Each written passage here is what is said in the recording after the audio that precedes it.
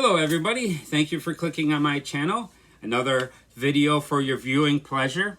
I'm Peter the Book Lover. I have a YouTube channel to where I talk about books and movies, and I have a great time doing it. Hopefully you'll have a great time being here as well. And today we're going to talk about this book, I Survived the Battle of D-Day, 1944.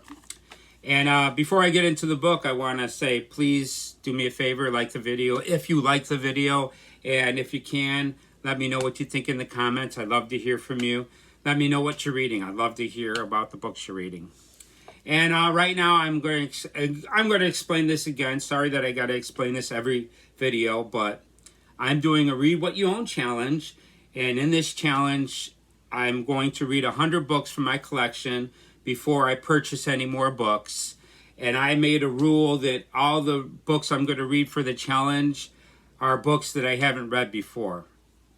So I'm going to talk about this. This is book number 32 that I read for the challenge, The Battle of D-Day, 1944. This is the 6th book that I've read for this series, and I am going to rate this right under the Titanic book. This is my 4th favorite book of this series. This was good. It had some good parts to it, but as a whole, this book wasn't as intense as I thought it would be. So let's get into this book. And then I'm also going to talk about a little bit about some more books, and then I'm going to talk about some movies in this video. Some really entertaining movies, I gotta swear. You'll see. If you're a movie fan, you're going to like what I'm talking about after I talk about the book. So this is I Survived the Battle of D-Day, and this story is about Paul Colbert. He lives in a French village right near the beaches of Normandy. The town he lives in is actually a fictional town. She made up the town for this story. And this story pretty much begins with him selling a leather ball. And he has difficulty selling this rubber ball, but he winds up eventually getting this ball sold. And he winds up buying these cookies his mother really likes. And he's coming home with this gift of cookies, and a motorcycle barrage of Nazis ride past him. And because they ride past him and they don't care about people in their way, he got knocked over and his cookies were half destroyed. So he salvages the ones that are still together, and there's some crumbs.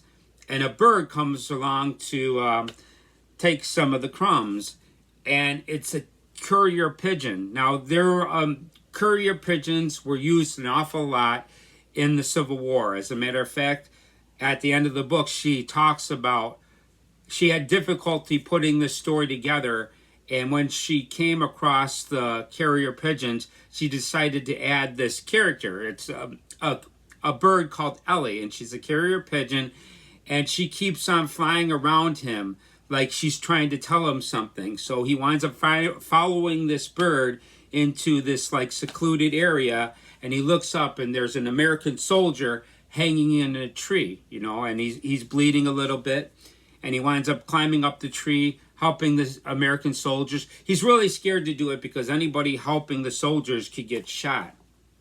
But he winds up saving this person, and there's a scene right after he gets him out of the tree that there's some Nazis with a dog, and they come really close to being discovered. And it was a really intense scene, and I really enjoyed that scene. It was my favorite part of this book. But they wind up getting away, and then they wind up going to hide in this old abandoned castle that's in the town. And when they get there, they find out the resistance is hiding there. And he also discovers there's a lot of people in the resistance that he knows. And he's really surprised at how all these people were part of the resistance. And then a little bit later on in the story, they wanted to destroy some weapons with some plastic explosives. Yeah, so he's got this plastic explosive, and he helps them destroy these weapons. And it's really interesting. And then he could see the boats on the water. But that's pretty much it of this story. This story was not as intense as the Chicago Fire one, and not as intense as the Battle of the Revolution, because that was a lot more, the character of that story was like really in the battlefields, and he was seeing dead bodies. This kid really didn't see a lot of the action. Some of it though. But yeah, this was a pretty interesting book. I still suggest reading it. But like I say, this is my fourth favorite of the series, you know. The Titanic was a little bit more interesting than this one. But at the same time, she did a really good job. It's the same thing that she does in all her books. She starts it off with a little bit of action, and then it goes back. And then after every book, there's some information you can learn about the event she's covering. So, yeah, I would recommend this book. But like I say, other books in this series are better. But still, it's still a good book. Don't think that it's not a good book. And the next book that I'm going to read is I Survived the Nazi Invasion. I have not read a single page of this so far. This is about a Jewish person. You could tell because you could see the star on his chest. And his name is Max Rosen. And it's just what he goes through during the Nazi invasion. He's a Jewish person, so this should make this really intense. Hopefully this kid doesn't end up in a concentration camp. I'm hoping that he escapes it, but I have not read a single page of this yet. I've been waiting to make this video before I actually looked into this. A lot of the videos that I've made, I have actually read a couple pages of the book, but this time I haven't even looked into this, so... But I'm looking forward to this. This is going to be my 7th book of this series. And I got a couple more after this that I'm going to read from this series. But yeah, I'm looking forward to. And The Battle of D-Day was a decent book. And, I would suggest reading it if you could get your hands on it. Now, this is a book that I recently finished. This is Wuthering Heights by Emily Brontë. This is a book that I've read because I joined a book club. I'm wondering what book she's going to pick next. Hopefully it's a book that I have in my collection. And hopefully it's a book that I haven't read from my collection. That would be wonderful. But I finished this. Now I could say that this book is definitely a book that's better the second time. And not because it's complex material. It's just there's a lot of characters that you can confuse a little bit. But yeah, after reading this the second time, I gotta say, I really enjoyed this a lot more the second time. This is definitely one of the strongest arguments for rereading is this book right here. Now, the reason why I read this book was because of the book club I joined. It's called Book Minded. It was started by Eden Ayash. And right now, she's, I don't know if she finished the book, but right now she's started posting videos of chapter summaries. And I'm going to put the videos that are available when I get ready to post this video in the description. And also a link to her channel. If you want to join us, please join us. The more the merrier, This is the first book club that I've ever been a part of. And I'm really looking forward to the books we're going to read in the future. But yeah, this first one was really excellent. I highly recommend it. Now, here's another challenge that I made for myself. I'm not officially posting a challenge, but I'm planning on reading a story 100 times. And that is The Fall of the House of Usher. And I've read this 10 times already. Now I'm on my 10th reading. And I got to say, my 10th time reading it, I really know what's going to happen. And it's becoming clearer and clearer. And this is really... I really didn't think much when I first read it. I kind of liked it. But now after reading this 10 times, I really enjoy the story. It's very creepy. It's very gothic. I really, really enjoy this story a lot. And I've done it 10 times. I'm looking for... the thing about it is I could time myself right now. It's an hour reading experience. But it's an excellent hour. The ending is just fantastic. I mean, it's definitely got an ending that's just really incredible, man. I really love it. And yeah, I've read it 10 times, and I'm looking to number 11 maybe by the next next video that I make, I might be at 12 or 13. Every once in an hour, I spend an hour rereading this story, and it's a really wonderful story, and I really, really enjoy it a lot. Edgar Allan Poe is amazing, man. He's such an incredible author, and he's one of my favorites. Okay, so at the same time, I've been reading some other books that I'm enjoying quite a bit. Now, this is The Golden Compass. See, the thing about it is I've been reading this, and I really didn't mention that I was reading this because it's kind of hard to explain what this story is about. This is like kind of set in the real world, but in this story, all people have a demon, and a demon is not like an evil demon. A demon is like a character. When you're a child, this demon actually could be anything it wants to be. It could change shapes. But once you become an adult, you actually have your demon stay as one form. It doesn't change when you're an adult. And this story really doesn't have a clear villain.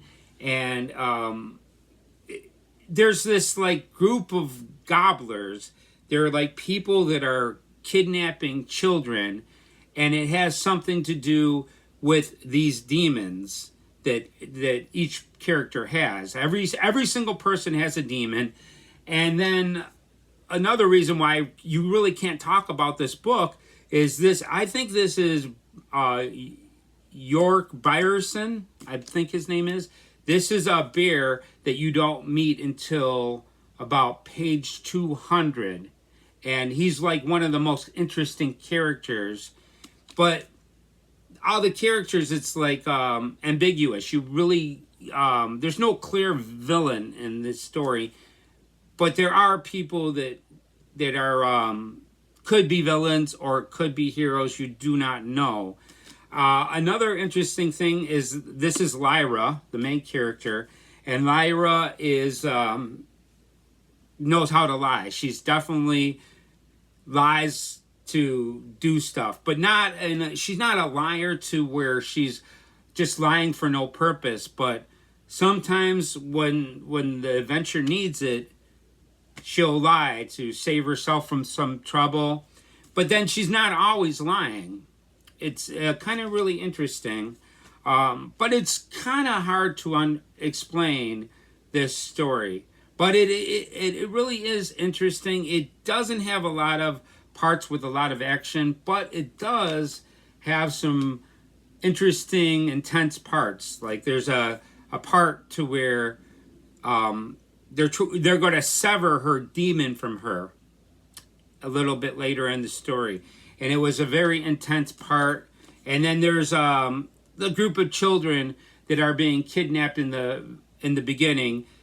There's a quest to go find these children that have been being kidnapped by the gobblers, but you really don't know who the gobblers are. So that's why this is kind of hard to explain. But yeah, this is The Golden Compass by Philip Pullman.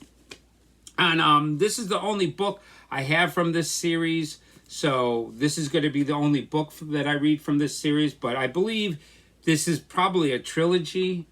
I'm not sure if it's 4 books or 3, but I have a feeling it's just a trilogy. And I'm not even familiar with the movie. But now that I've read this book, I'd be interested to watch the movie. So more on that later. And at the same time, I've been reading this one. This is The Battle Cry of Freedom by James McPherson. And there's a viewer of my channel that I'm get along with. We communicate all the time. His name is Brian from the Krusty Codex. And he's reading this book. And surprise, I'm reading this book too. And I didn't go buy this book. I had this in my collection. But my books are not in order, so I kind of thought I had this book, so I did a little bit digging, and it turns out that I've had this book. I knew that I had a big Civil War novel, and it turns out that I've had this one. I've read 150 pages in this book, And a really interesting thing that I learned about this is what about slavery is that the first thing that you see, it's wrong to treat black people differently than white people. It's wrong to treat people of different races differently. You know, I mean that I didn't need to read this book to find that out. I already knew that, man. It's like, you know, everybody should be treated on how they act and not the color of their skin. But one thing that I've learned from this book is that slavery actually made a lot of people from the South see, the average person from the South were more richer than the people from the North. But because they'd have slaves, and that would be part of their worth. You know, the slaves would actually make them have worth. But the thing about it is that the North didn't have slavery, and they had free people. But the difference between the South and the North is the people that were working for money had more ambition than the slaves. The slaves didn't have any ambition, because why have ambition if you can never, accumulate anything or have no purpose? You can't be anything more than a slave. So they were actually more productive in the North than in the South. See, the South had to keep on buying stuff from the North. All the shoes they would get would be stuff that was shipped from the North. And that's the thing about slavery. It's like, it should have never happened. I wish we would have, because this country started, in the beginning of this country, there were a lot of people that wanted slavery abolished from the very beginning. And since this country started, there was always been people that thought slavery was ironic. Because it is kind of crazy when you say all men are created equal. Bullshit. Because all men are created equal except black people and except women and stuff like that. So, it's, you've always had people really fighting for equality, since this country. But then again, you had a lot of people in this country who were fighting for slavery. They really wanted slavery. But they didn't think about it. It's like, their value, which they thought they had, was an illusion, because it really wasn't. But they had less value in the North, but it was real. You know what I mean? It's like their money was actually theirs. There wasn't, a slave that was part of your value. Like I say, it's interesting to look at that.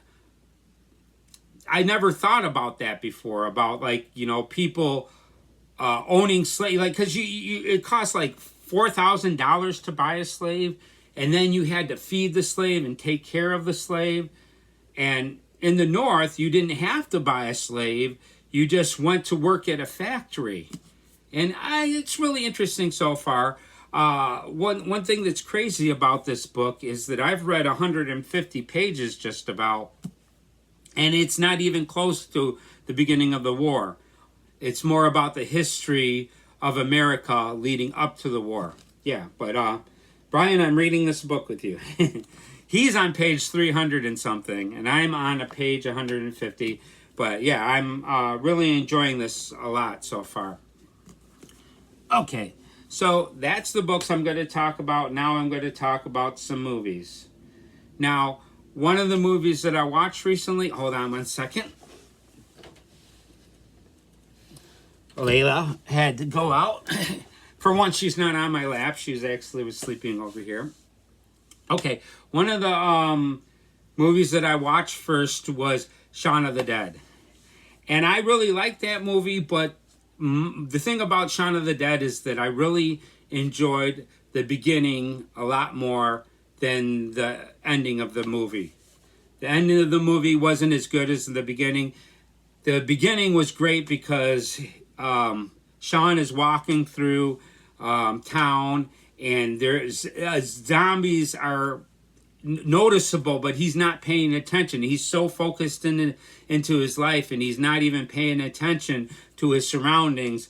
And there's evidence of the Nazi invasion, Nazi zombie invasion that are happening at the same time. So that was really entertaining, and the interactions between Sean and his best friend were really cool. I really liked it, and there was a whole thing with his girlfriend that was kind of interesting.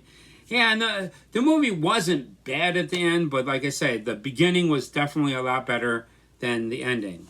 And another movie that I recently watched that was really interesting. I've read this book, The Last of the Mohicans by John Fillmore Cooper, and that was an interesting book, but it wasn't my favorite book. But now that I've seen the movie, I do plan on rereading The Last of the Mohicans again. It's a really interesting story, and it was a pretty good performance by Daniel Day-Lewis, and it's one of his earlier movies. And I liked the movie, and it inspired me to pick up The Last of the Mohicans again and read that book again. Okay, now the next movie that I'm going to talk about is I had a VCR that I had put away for a while, and I just got a bookshelf, and I was going to stack it with books and movies, but after I got done putting all the movies on this bookshelf, I didn't have any more rooms for any books. So I have a bookshelf that's filled with movies, and it's mixed with DVDs and then VHS tapes, because we have a lot of VHS tapes, and there's a lot of movies in my collection that I really wanted to see, so I dug out this VCR. I didn't even know that it worked, but this VCR works, so I've been watching a couple movies on my VCR. And the first movie that I watched on it was this right here. This is from 1977. This is The Hobbit, and it's a cartoon, and it's a wonderful cartoon, but like, the reason why it's really wonderful is because I watched it when I was younger, so it's got nostalgic value to me. But at the same time, I really like this. Now, I have this DVD. I don't have the other two movies, but I've seen the other two. And the thing about it is, I kind of like this more than this. Now, this really looks amazing, and there's a lot of really great special effects in this, but this actually is kind of missing some parts. But this has some parts added that weren't in the book, and I prefer missing a couple parts of the story, but still getting the basic gist of the story, opposed to, you know, these additions that weren't as good as the missing parts, you know, because it had all the parts that were in this story were definitely taken from the wonderful book, The Hobbit by J.R.R. Tolkien, and that is an amazing book. It's one of my favorite books. And of course, you got these right here, you know. These are really awesome. They really did an awesome job with these movies. But I didn't watch these recently. I just watched this. And I also have the Lord of the Rings cartoon, and I have the Return of the King cartoon that I plan on watching pretty soon in the future. I also got Witches with Angelica Houston being the head witch, and I'm going to be watching that soon. Pinocchio, I've got a bunch of VCR tapes that I'm going to be watching. I'm glad that I dug out this VCR player, this VCR, and now I'm going to be watching some of my tapes that I haven't seen in a while. And the next movie that I got, see, I love this movie right here. And since this is the DVD of this movie, Star Wars Episode 4, A New Hope, this is the extended version of A New Hope. And the thing about it is, I watched this. Now, this is the original movie, and there's no added scenes in this. This is the movie that everybody watched in 1977. A little bit different. They did add that there's, I believe in 1977, it just was Star Wars, not Episode 4, A New Hope. You know, it was just Star Wars because they didn't know that they were going to be making these movies. But watching both of these together, I'm going to say, this one, I really love the original version more. It's, for some reason, it felt a little bit different. You know, the excitement, the end scene with the Death Star, I mean, I don't really know why you would need to add all that stuff. It's so much better just having this movie the way that they had it. And they just, they didn't need these additions, man. They had an excellent movie. I mean, this movie was so excellent. And it's so great to watch this movie without Han Solo stepping on that. That's not Jabba the Hutt. Jabba the Hutt is this big-ass thing, man. Not some 6-7 foot worm, you know what I mean? Jabba the Hutt is probably huge, you know what I mean? And in the movie, he, you know, the remakes with the extra scenes, it's not as good as this. This is really excellent. This is one of the best reasons for digging out my VCR, because you can't watch this on DVD, and the original versions are really excellent. I'm really looking forward to watching Return of the Jedi without that musical, you know what I mean, that music they added that definitely kind of took you out of the movie as opposed to make the movie more interesting. But yeah, I really enjoyed this a lot. I had a different feel when I watched this. This really made me excited as I was watching this because the pacing is a little bit different. And, oh, I loved it. Like at the end when Han Solo swoops in, it's just excellent, man. You know, what they had started with was just amazing. May the Force be with you. Okay, so that's it. I want to thank you for being here. I'm Peter the Book Lover. I'm very happy that you're here. Please hit the like button. Please let me know what you are reading. Let me know what you are thinking in the comments. I'd love to hear from you. And thank you so much. I will see you in the next video. See you next time.